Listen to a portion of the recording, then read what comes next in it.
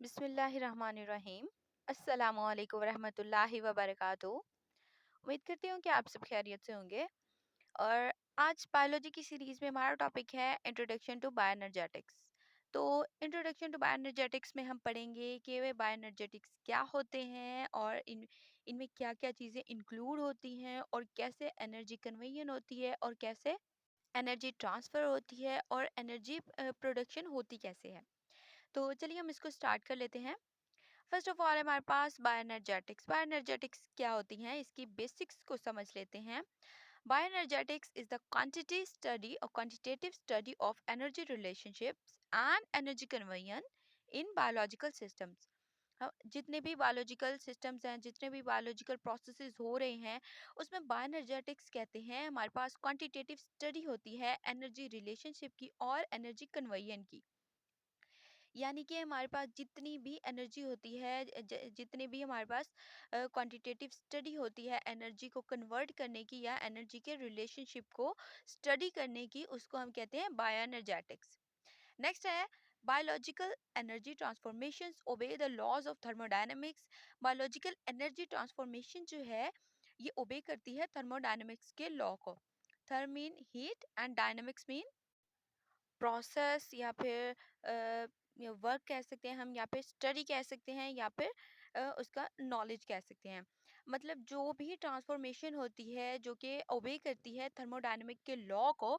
मतलब कि हमारे पास जो होता है थर्म का मतलब हीट, और या फिर हीट को, एनर्जी को, या फिर किसी भी इस तरह की फॉर्म को जब हम कन्वर्ट करते हैं एनर्जी के अंदर, एनर्जी में कन्वेयन होती है या फिर ट्रांसफॉर्मेशन होती है, उसको हम कहते हैं बायोएनर्जेटिक्स।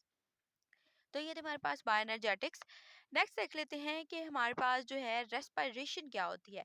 अच्छा, यहाँ पे ना हम कुछ बेसिक्स पढ़ेंगे। बेसिक्स अगर हम नहीं पढ़ेंगे तो आगे जाके में प्रॉब्लम होगी, इसलिए कुछ बेसिक्स हम पढ़ लेंगे। जब बेसिक्स को पढ़ लेंगे, नेक्स्ट फिर जब हम टॉपिक्स को डिस्कस करेंगे तो उनको समझने में हमें आसानी होगी। इसलिए आज इस पूरे लेक्चर में हम सिर्फ इसका इंट्रोडक्शन देखेंगे और इस इंट्रोडक्शन में कुछ टर्म्स देखेंगे, और स्पेशली हम यहाँ पे बहुत सारे डिफरेंसेस को डिस्कस करेंगे कि डिफरेंसेस कैसे कैसे होते हैं और कौन कौन से होते हैं। तो रेस्पिरेशन को डिस्कस कर लेते हैं हम। The transfer of oxygen from the outside environment to cells within tissues as well as the removal of carbon dioxide in the opposite way.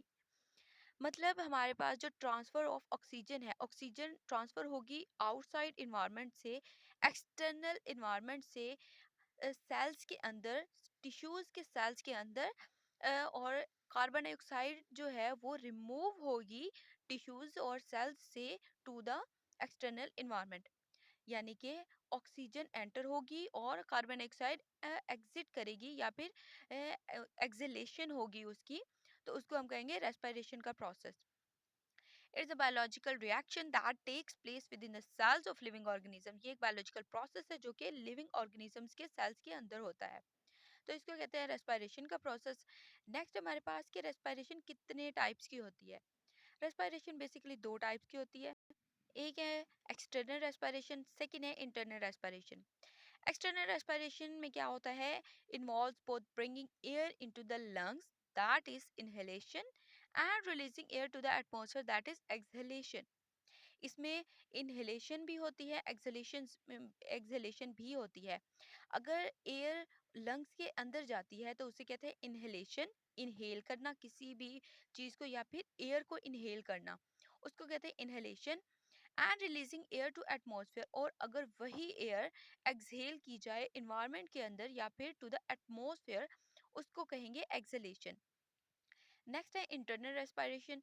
Internal respiration is a process by which oxygen breaks down food into carbon dioxide and water in order to liberate energy in the form of ATP.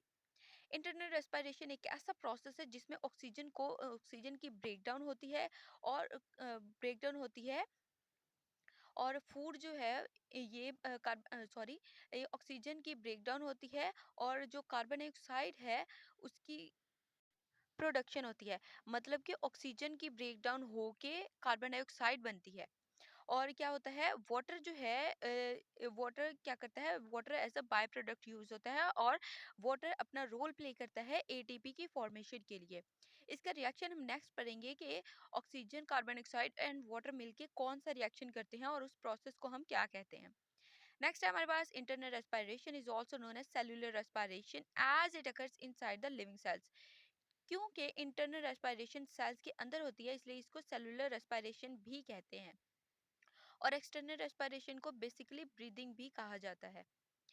Next है हमारे पास difference. Difference external respiration का और internal respiration का, ये basic difference है और ये short question के हिसाब से पूछा जा सकता है, तो इसको जरूर एक बार देख लीजिएगा। फर्स्ट ऑफ ऑल देखते हैं external respiration. It occurs between the body and external environment. Living organisms की बॉडी और एक्सटर्नल एनवायरनमेंट के बीच में जो रेस्पिरेशन होती है उसको कहते हैं एक्सटर्नल रेस्पिरेशन। लेकिन जो इंटरनल रेस्पिरेशन होती है ये होती है it occurs at cellular level, ये सेलुलर लेवल पे होती है। And the second one is it is a mechanical process and the internal respiration is a chemical process. ये मैकेनिकल प्रोसेस है, इसमें मैकेनिज्म्स होते हैं, मैकेनिज्म ऑफ रिएक्शन होता है। लेकिन जो इंटरनल रेस्पिरेशन वो केमिकल प्रोसेस है, इसमें केमिकल प्रोसेसेस होते हैं और एनर्जी की प्रोडक्शन होती है in the form of ATP. External respiration can be both voluntary and involuntary action. इसमें वॉलंटरी एक्शन भी होते हैं और इनवॉलंटरी एक्शन भी होते हैं। मतलब वॉलंटरी एक्शंस ऐसे रिएक्शंस जिनको कंट्रोल किया जा सके, और इनवॉलंटरी ऐसे एक्शन जो कंट्रोल ना हो सके। मतलब वॉलंटरी जैसे हम एग्जाम्पल ले सकते हैं कि वॉलंटरी हम हमारा हाथ हिलाना, तो ये वॉलंटरी है, हमारे ये बस में है कि हम इसको हाथ को हिला सकते हैं। और इनवॉलंटरी एक्शन होता है जो कि खुद ब खुद हो रहे हैं, जैसे हमारी हार्ट बीट है और हमारी आईलैशेस हैं। तो जैसे मतलब इनका पलक का झपकना, ये इनवॉलंटरी एक्शन है ना, ये हमारे कंट्रोल में नहीं है।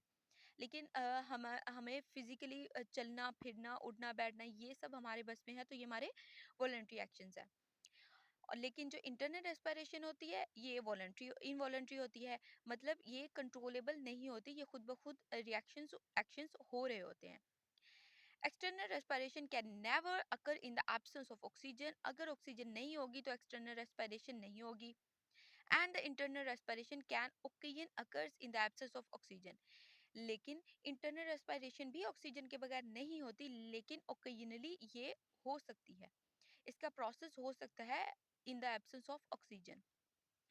External respiration involve gas exchange. Gaseous exchange का जो प्रोसेस है कार्बन डाइऑक्साइड और ऑक्सीजन का जो एक्सचेंज है वो एक्सटर्नल रेस्पिरेशन में होता है। And internal respiration does not involve gas exchange, इसमें गैस एक्सचेंज नहीं होती।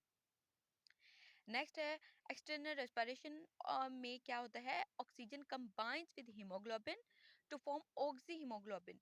ऑक्सीजन कंबाइन होती है हीमोग्लोबिन के साथ, हीमोग्लोबिन के साथ कंबाइन होके ऑक्सी हीमोग्लोबिन बनाती है।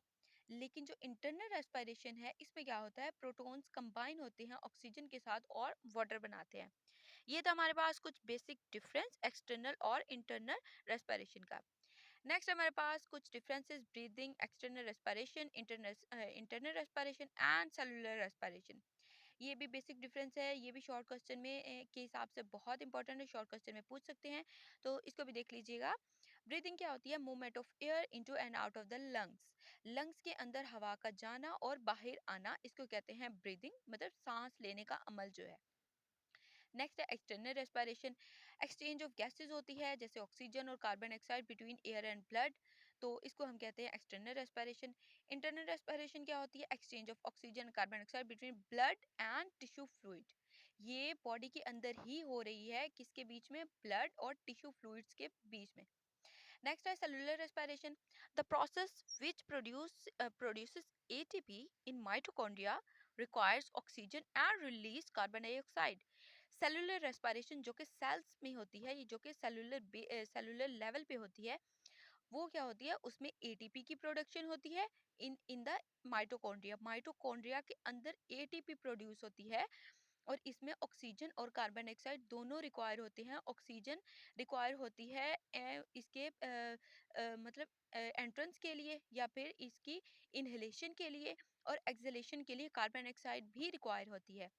तो इसमें ऑक्सीजन रिक्वायर होती है उसकी एनर्जी की प्रोडक्शन के लिए, और रिलीज होने के लिए कार्बन डाइऑक्साइड भी ज़रूरी है। अगर कार्बन डाइऑक्साइड रिलीज होगी तभी सेलुलर रेस्पिरेशन होगी। नेक्स्ट है हमारे पास एक और डिफरेंस। आज हम इसमें इस लेक्चर में बहुत सारे डिफरेंस को डिस्कस करेंगे, जैसे कि मैंने पहले भी बताया आपको। तो फर्स्ट ऑफ ऑल देख लेते हैं एरोबिक एंड एनारोबिक क्या होता है। एनारोबिक एंड एरोबिक रेस्पिरेशन क्या होती है। अगर इनकी करेक्टरिस्टिक्स देखें तो ये करेक्टर्स जो हैं एरोबिक में कौन से होते हैं या होते हैं या नहीं, और एनारोबिक में कौन से होते हैं और कौन से नहीं होते। अगर हम देखें ऑक्सीजन किस किस में इन्वॉल्व है, एरोबिक में ऑक्सीजन होती है, और एरोबिक रिएक्शन वो होता है या एरोबिक रेस्पिरेशन वो होती है जिसमें ऑक्सीजन इन्वॉल्व होती है। और अगर उस रिएक्शन में या फिर उस रेस्पिरेशन में ऑक्सीजन नहीं है तो वो हमारे पास होगा एनारोबिक। नेक्स्ट है ऑक्सीडेशन। कंप्लीट ऑक्सीडेशन होती है एरोबिक में और इनकम्प्लीट ऑक्सीडेशन होती है एनारोबिक में। नेक्स्ट है वेस्ट प्रोडक्ट्स। वेस्ट प्रोडक्ट्स जो हैं एरोबिक में होती हैं वाटर एंड कार्बन डाइऑक्साइड, लेकिन एनारोबिक में वेस्ट प्रोडक्ट्स होते हैं lactic acid, ethanol and carbon dioxide. Complete glycolysis किस में होती है, एरोबिक में भी हो सकती है और एनारोबिक में भी हो सकती है। नेक्स्ट है ऑक्सीडाइजिंग एजेंट ड्यूरिंग ग्लाइकोलिसिस। जब ग्लाइकोलिसिस का प्रोसेस होता है तो इसमें ऑक्सीडाइजिंग एजेंट कौन से होते हैं जो ऑक्सीडेशन करते हैं, वो होते हैं NAD positive both in aerobic and anaerobic. दोनों में एडी एनएडी पॉजिटिव जो है वो ग्लाइकोलिसिस के प्रोसेस में ऑक्सीडाइजिंग एजेंट होते हैं। नेक्स्ट है फाइनल इलेक्ट्रॉन पेयर एक्सेप्टर जो है वो कौन से होते हैं। फाइनल इलेक्ट्रॉन एक्सेप्टर एरोबिक में होते हैं ऑक्सीजन, और एनारोबिक में है पायरुवेट बनता है और एसिटाल्डिहाइड बनता है। एटीपी कितने कितने प्रोड्यूस होते हैं एरोबिक में और एनारोबिक में। एरोबिक में 38 एटीपी प्रोड्यूस होते हैं क्रेब्स साइकिल, और आगे हम कुछ और साइकिल्स पढ़ेंगे उनके प्रोसेस में 38 एटीपी प्रोड्यूस होती हैं एरोबिक में। और एनारोबिक में ज़्यादा एटीपी प्रोड्यूस नहीं होती, सिर्फ 2 एटीपी ही बनती हैं। तो बेसिकली प्रेफर किया जाता है ज़्यादा जो डीप स्टडी है वो एरोबिक की है। तो ये तो हमारे पास कुछ बेसिक डिफरेंस एरोबिक और एनारोबिक के। नेक्स्ट हम देख लेते हैं कि हमारे पास एरोबिक और एनारोबिक रेस्पिरेशन जो है उसमें कौन कौन से स्टेप्स इन्वॉल्व होते हैं। हमने जैसे पढ़ा कि एटीपी की फॉर्मेशन होती है, एनर्जी की प्रोडक्शन होती है। तो अगर एरोबिक रेस्पिरेशन हो रही है तो ये इसमें कौन से होंगे, क्रेब्स साइकिल और इलेक्ट्रॉन ट्रांसपोर्ट चेन, इनके प्रोसेसेस होंगे और एटीपी की फॉर्मेशन होगी। और एनारोबिक में अल्कोहलिक फर्मेंटेशन होगी और लैक्टिक एसिड फर्मेंटेशन होगी। नेक्स्ट हम इनको डिटेल में डिस्कस करेंगे, तब आपको डिटेल में बताऊंगी मैं कि इसका क्या रोल है और इसके साइकिल्स क्या हैं, इसके पाथवेज क्या हैं और इनके रिजल्ट्स में कितनी एटीपीज प्रोड्यूस होती हैं, इसको हम स्टेप बाय स्टेप देखेंगे। नेक्स्ट हमारे पास the basic topic that is photosynthesis. Photosynthesis होता है carbon dioxide, water and light are the reactants, while glucose and oxygen are the products, and the process which is occur that is photosynthesis in the presence of sunlight। Sunlight की presence में जो carbon dioxide, water जो produce होता है in the presence of sunlight as a reactant, और glucose और oxygen जो products बनती हैं, इसके प्रोसेस को कहते हैं फोटोसिंथेसिस। और बेसिकली फोटोसिंथेसिस का प्रोसेस प्लांट्स के अंदर होता है। तो यहाँ पे एक एग्जांपल दी गई है या फिर रिएक्शन भी कह सकते हैं हम। अच्छा, ये इसका बेसिक रिएक्शन है, मतलब ये फोटोसिंथेसिस का रिएक्शन, इसमें एडिशन होती है। 6 कार्बन होते हैं, 6 वाटर के मॉलिक्यूल्स होते हैं और 6 ही ग्लूकोज के मॉलिक्यूल्स बनते हैं।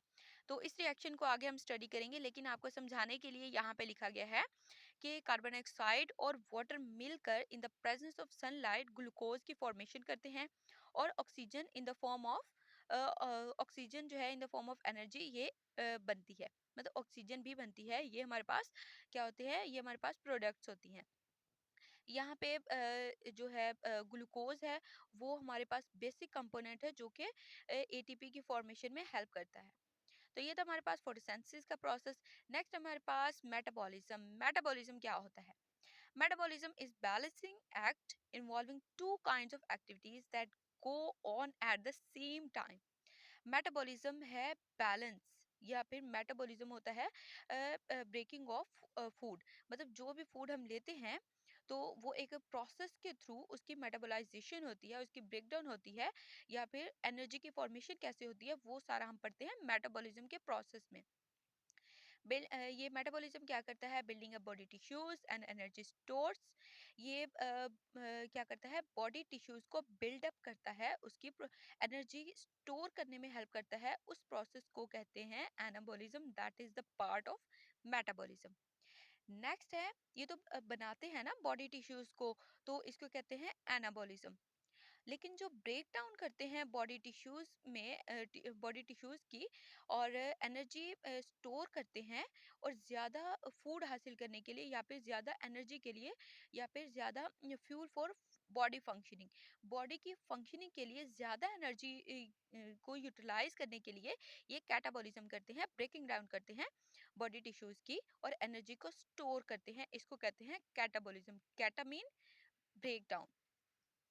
तो ये था हमारे पास मेटाबॉलिज्म, और उसमें हमने पढ़ा कैटाबॉलिज्म और एनाबॉलिज्म। इसको अगर थोड़ा सा हम और थोड़ा सा एक्सप्लोर कर लें, तो हम कहें कि इसका डिफरेंस देख लें अगर। Catabolism and anabolism. कैटाबॉलिज्म होता है एनर्जी यील्डिंग मेटाबॉलिज्म, और एनाबॉलिज्म होता है बायोसिंथेटिक मेटाबॉलिज्म। अगर कैटाबॉलिज्म में देखें तो एनर्जी रिसोर्सेज हैं, और इसमें हीट है और यूटिलाइजेबल एनर्जी है। एनर्जी यूटिलाइज होकर एटीपी की फॉर्मेशन करेगी, और इसमें मेटाबॉलिक प्रोडक्ट्स जो होंगे वो इसमें बनेंगे। और नेक्स्ट हमारे पास एनाबॉलिज्म। एनाबॉलिज्म में कुछ पार्ट्स होते हैं जो कि हैं बायोपॉलीमर्स होते हैं, इसमें इंटरमीडिएट्स होते हैं, और इंट्रासेलुलर प्रिकर्सर्स होते हैं, और एक्सटर्नल न्यूट्रिएंट्स होते हैं। ये एक्सटर्नल न्यूट्रिएंट्स से ये प्रोसेस स्टार्ट होता है, फिर इंट्रासेलुलर प्रिकर्सर्स तक जाता है, फिर इंटरमीडिएट्स तक जाता है, उसके बाद बायोपॉलीमर्स बनते हैं, और फिर ये सब मिलके क्या करते हैं, एटीपी की फॉर्मेशन करते हैं। और इसमें क्या होता है, इसमें ब्रेक डाउन भी होती है, और एनर्जी स्टोर भी होती है in the form of ATP. तो ये था हमारे पास बेसिक डिफरेंस कैटाबॉलिज्म और एनाबॉलिज्म का। नेक्स्ट है हमारे पास water and photosynthesis. Water and photosynthesis क्या होता है इस रिएक्शन में। In 1930, when Neil was proposed hypothesis, when Neil ने propose किया hypothesis का process for the very first time 1930 में, उसने क्या कहा कि water as a source of oxygen, water जो है वो source किसका है, ऑक्सीजन का है। तो इसमें ये रिएक्शन है जिसकी हमने पहले भी बात की कि carbon dioxide, water, glucose and oxygen होते हैं। तो इसमें 6 कार्बन डाइऑक्साइड होते हैं, 6 हाइड्रोजन सॉरी वाटर, 6 मॉलिक्यूल्स होते हैं वाटर के। और फोटोसिंथेसिस का प्रोसेस होता है, जो सनलाइट है, सोलर एनर्जी है, वो इसको हेल्प आउट करती है, फोटोसिंथेसिस में हेल्प करती है, और ग्लूकोज की फॉर्मेशन करती है, और ऑक्सीजन को एज अ बाय प्रोडक्ट निकाल देती है। तो ये है हमारे पास फोटोसिंथेसिस का प्रोसेस। और ये जो बाय प्रोडक्ट बनती है, जो कि ऑक्सीजन बनती है, इसको फिर यूटिलाइज करते हैं एनिमल्स और लिविंग ऑर्गेनिजम्स जितने भी हैं, वो इसको यूज करते हैं, स्पेशली ह्यूमंस। तो ये था हमारे पास वाटर एंड फोटोसिंथेसिस। नेक्स्ट है हमारे पास कि हम फोटोसिंथेटिक पिगमेंट्स क्या होते हैं। फोटो और सिंथेटिक पिगमेंट्स में हम देखेंगे दो substances that absorb the visible light. ऐसे सब्सटेंसेस जो कि विजिबल लाइट को एब्सॉर्ब कर सकते हैं, ऐसी लाइट जो नजर आने वाली है उसको एब्सॉर्ब कर सके, तो वो होते हैं हमारे पास फोटोसिंथेटिक पिगमेंट्स। विजिबल लाइट जो होती है बेसिकली 380 टू 750 नैनोमीटर होती है। ये एमसीक्यूज के लिहाज से मोस्ट इंपॉर्टेंट है, इसको देख लीजिएगा एक बार। Visible light that is 380 to 750 nanometre. Next है 7 कलर्स होते हैं हमारे पास, VIBGRYO, विब। इसको विबग्रियो भी कहते हैं, लेकिन इसको आपने एज सच ही याद करना है, ऐसे ही कलर्स को याद करना है। ये कलर्स होते हैं हमारे पास V for violet, I for indigo, B for blue, G for green, R for red, Y for yellow, O for orange।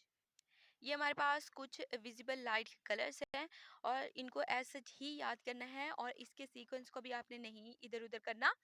तो इससे आपका नेक्स्ट हम ग्राफ देखेंगे, तो उस ग्राफ में आपको हेल्प मिलेगी अगर आप इसका सीक्वेंस ऐसे ही रखेंगे। तो ये 7 कलर्स हैं जो कि विजिबल लाइट को हम विजिबल लाइट की बात कर रहे थे, जिन विजिबल लाइट में जिन कलर्स की बात हम कर रहे थे। नेक्स्ट हमारे पास 2 types of photosynthetic pigments. Photosynthetic pigments basically हमारे पास दो होते हैं, एक होते हैं मेन पिगमेंट्स, नेक्स्ट होते हैं एक्सेसरी पिगमेंट्स। मेन पिगमेंट्स जो होते हैं उन्हें हम कहते हैं क्लोरोफिल, और एक्सेसरी पिगमेंट्स जो हैं उनको कहा जाता है कैरोटीनॉइड्स। तो कैरोटीनॉइड्स और एक्सेसरी पिगमेंट्स क्या होते हैं उसको देख लेते हैं। फर्स्ट ऑफ ऑल है क्लोरोफिल, और सेकंड है कैरोटीनॉइड्स। क्लोरोफिल को देखें, the green colour pigments are mainly used in photosynthesis to capture light and generate carbohydrates.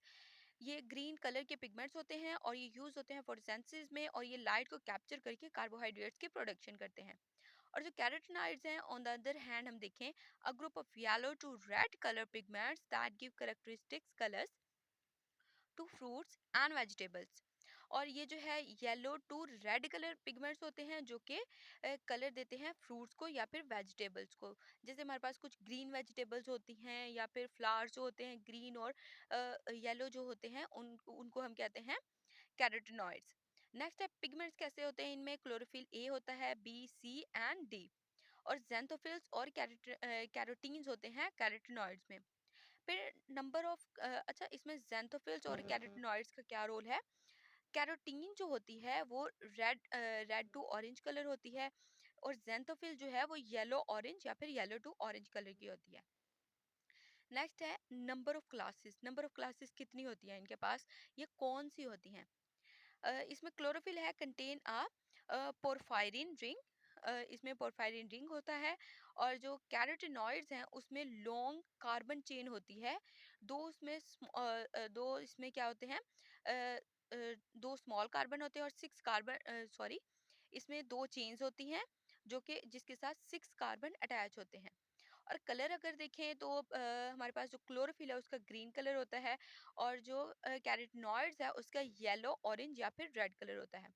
अगर इनके फोटोसिंथेटिक पाथवे देखें तो इसमें क्लोरोफिल जो है वो प्राइमरी पिगमेंट होते हैं और ये डायरेक्टली इन्वॉल्व होते हैं पिगमेंटेशन के प्रोसेस में, और ये कलर देते हैं लीव्स को और प्लांट्स को। जो ग्रीन कलर होता है वो क्लोरोफिल की वजह से होता है। नेक्स्ट है कैरोटीनॉइड्स। कैरोटीनॉइड्स जो है वो ट्रांसफर नहीं कर सकते लाइट को, ना ही इसको एब्जॉर्ब कर सकते हैं डायरेक्टली फोटोसिंथेटिक पाथवे के अंदर। जैसे ये एग्जांपल दी हुई, ये जो लीव है ये है क्लोरोफिल की एग्जांपल, और ये जो नीचे फ्लावर है ये है कैरोटीनॉइड्स की एग्जांपल। देखिए इसमें लीव जो है वो टोटली ग्रीन है, लेकिन कैरोटीनॉइड का जो ये जो फ्लावर है ये देखें, इसमें ऑरेंज भी है, इसमें रेड भी है और इसमें येलो भी है। ये सब मिलके एक फ्लावर को बना रहे हैं।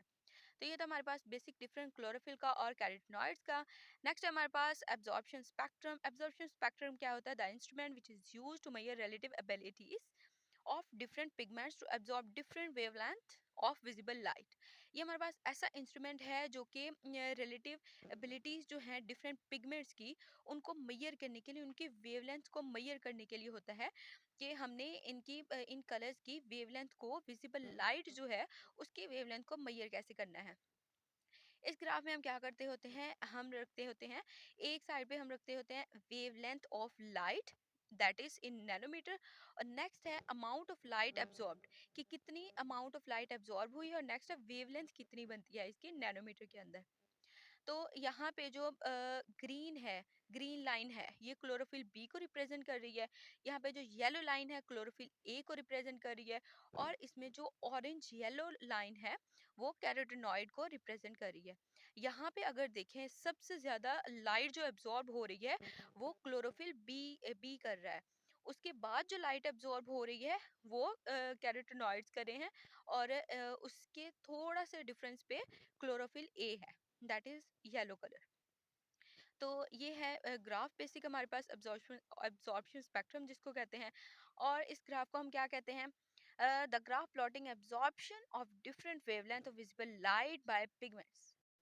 ऐसा ग्राफ जो कि डिफरेंट वेवलेंथ्स को या फिर डिफरेंट लाइट के पिगमेंट्स को, विजिबल लाइट को मैयर करने के लिए जो ग्राफ प्लॉट किया जाता है या ग्राफ बनाया जाता है उसको कहते हैं एब्जॉर्प्शन स्पेक्ट्रम, या फिर एब्जॉर्प्शन स्पेक्ट्रम ग्राफ भी कहते हैं इसको। तो ये था हमारा आज का लेक्चर, होप सो आपको कॉन्सेप्ट क्लियर हुए होंगे। और आज हमने पढ़ा कि हमारे पास इंट्रोडक्शन टू बायोएनर्जेटिक्स क्या होते हैं, और इसमें हमने काफ़ी सारे डिफरेंसेस पढ़े, हमने पूरा इंट्रोडक्शन पढ़ा, और इसमें हमने कुछ बेसिक्स टाइप पढ़ी जो कि आगे हमें बहुत काम आने वाली हैं। और नेक्स्ट हम इसको वन बाय वन डिस्कस करेंगे, इसके पाथवेज को और इसके साइकिल्स को। तो होप सो आपको कॉन्सेप्ट्स क्लियर हुए होंगे। अगर कोई भी इशू हो कहीं पे तो आप कमेंट बॉक्स में पूछ सकते हैं, और लाइक, सब्सक्राइब और शेयर करना ना भूलिएगा, और दुआ में याद रखिएगा। अल्लाह हाफिज़।